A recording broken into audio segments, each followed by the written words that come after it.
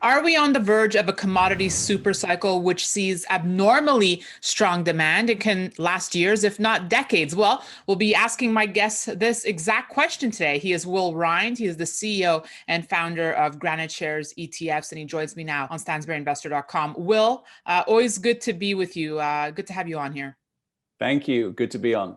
So the million-dollar question here, are we about to break on through to a commodity super cycle? The last one we had was in 2002, and we saw things such as copper priced below 2,000 a ton at the time for most of the 90s, break through 10,000. We saw oil jump from 20 a barrel to 140 a barrel. So the question is, could that happen again now? I think the short answer is it could, and we may very well be in the beginning or the early stages of a new super cycle. If you think about, just how much commodities have delivered just in the last few months, from the trough that we saw kind of in the middle of last year, we've already rebounded quite significantly from those bottom levels, obviously, most famously when the oil price briefly went negative there. But I think there are some very strong reasons as to why we could be in the early stages. I mean, there's the fiscal and monetary policy backdrop, which I think everybody's familiar with, which is creating a inflationary environment. And obviously, one of the key reasons to be invested in commodities is because of their benefits in the portfolio as a hedge against inflation. But I think also what we're dealing with is many years of capex constrained supply, and that was only made worse by the pandemic last year. Right. And so couple that with now a global recovery, or at least an economy trying to recover and recovering quickly with all of these stimulus measures on top.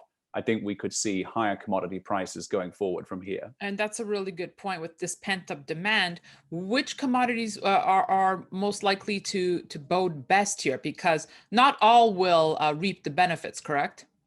That's right. I mean, I think like everything, there's probably a short-term answer and a longer-term answer. I think in the short term, it's a very strong outlook in my view for almost all commodities. And I say almost all because I'm sure there's one that I've thought of or I haven't thought of, which may be negatively impacted.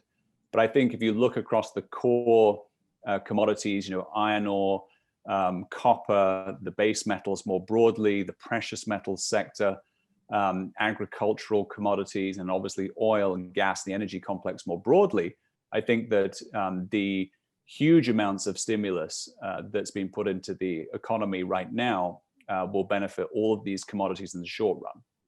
What about platinum and palladium, Will? Any sentiment here? I mean, there's a big push for them, including silver, when we're talking green energy and a move towards a cleaner technology.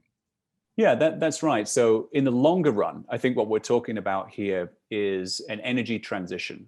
And we're transitioning away from an economy that's built upon reliance on hydrocarbons to an economy that is really an electrification of the world, if you will. So a transition to a green energy environment.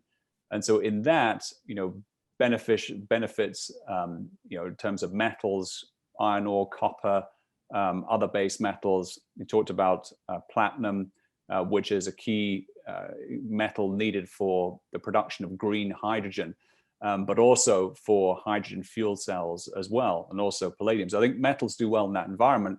But obviously, if we're looking, forward to a green energy future, that doesn't bode well for oil and traditional energy infrastructure. And you think that over a longer run, the oil price would decline.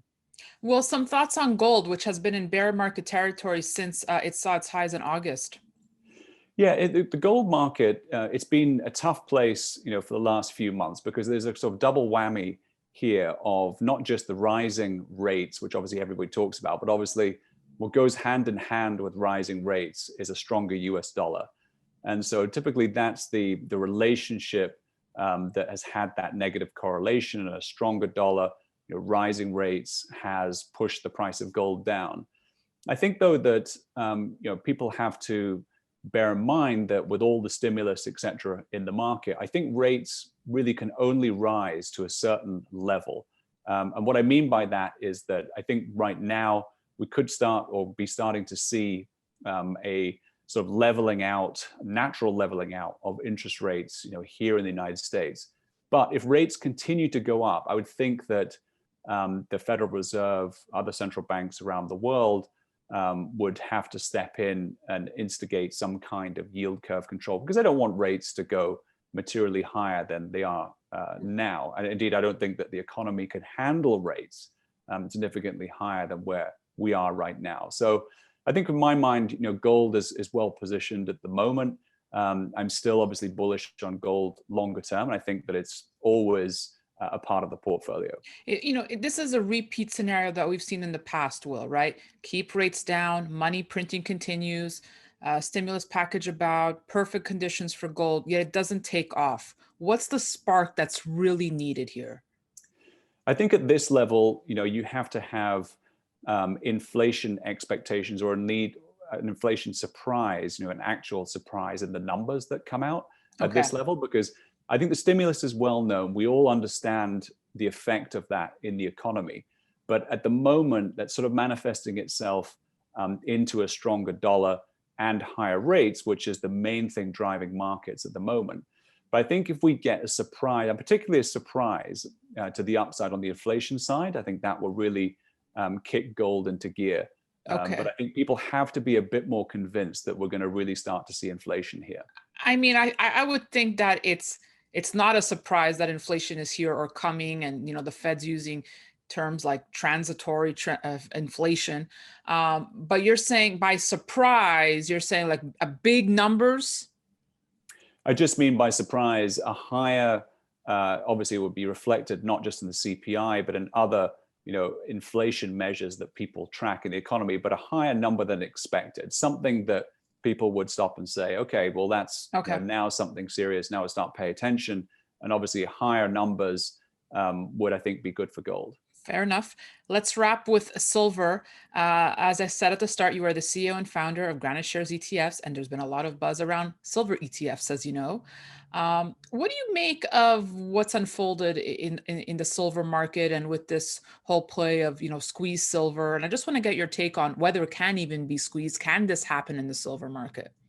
It's a great question. It's one that I've been asked a lot, and it's something that is on the top of people's minds. I think, I'd start by saying that when it comes to any ETF that's backed by, physical metal, then, to the extent that the underlying supply is based on the availability of that metal, then clearly if you're in a squeeze or a situation where you run out of metal, then you wouldn't be able to supply that particular ETF. Now, in the silver market, I do think that the market is too big for that to happen. Mm-hmm. And so the squeeze situation, particularly, when it sort of manifests itself, a month and a half or 2 months ago on Reddit forums, never really managed to gain certainly nothing like the sort of impact that it had with GameStop and AMC and other things. And it's largely because the market's just too big. I think the other thing that people don't necessarily think about, which is that ever since the Hunt brothers cornered the market, the regulators have stepped in and put in regulations around the amount of, say, the margin limits, whether it's the exchanges, but position limits on the exchange as well, in terms of the amount of silver, the amount of a commodity anybody can own. And that has, I think, put the brakes on a number of kind of attempts to hold, outsized positions. And that is a big gating factor. So when we saw that Reddit situation happen with silver, the exchange did step in and raise margin on silver, which, all things being equal, would stop a lot of the more speculative activity. So I think it's something to watch out for. I don't think we'll see something like that happening in silver. I do think the market is too big, but you never know. Yeah, you never know. And, just one last thought. Could we see an explosive price movement in silver happening? Well, that is a different story. And obviously some people will say that they have to be intrinsically linked. I don't think so. I mean, the last move that we saw, in silver, when silver went up to $50, you could argue that it was nothing to do with a short squeeze in the same context as what we saw recently on Reddit. So I think the price of silver can move higher. And I don't think we have to be in that sort of situation for it to do so. But I think that in a rising price environment, and again, transition to a green energy infrastructure, silver is a metal that is going to be more in demand. It is in demand at the moment, but it's going to be more in demand in the future, along with copper, along with these other metals that are going to be so important, or are so important in all these new technologies that we want and need for a green energy transition. Really good thoughts. Well said. Will Rhind, CEO and founder of Granite Shares ETFs. Thank you so much for joining me here on StansberryInvestor.com. Thank you so much for having me. Yeah, always good seeing you, Will. And thank you for watching. We'll have much more for you. So be sure to stay tuned. In the meantime, share us where you watch us. That's it for me. I'm Daniela Cambone.